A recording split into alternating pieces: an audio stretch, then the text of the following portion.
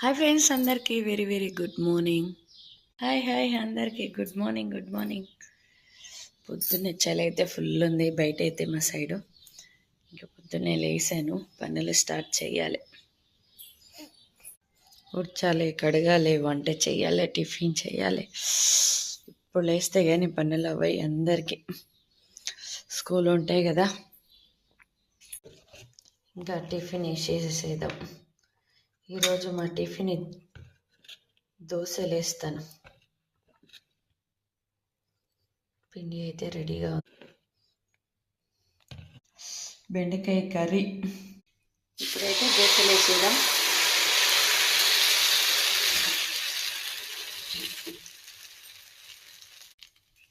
బెండకాయ ఫ్రై అయితే అవుతుంది.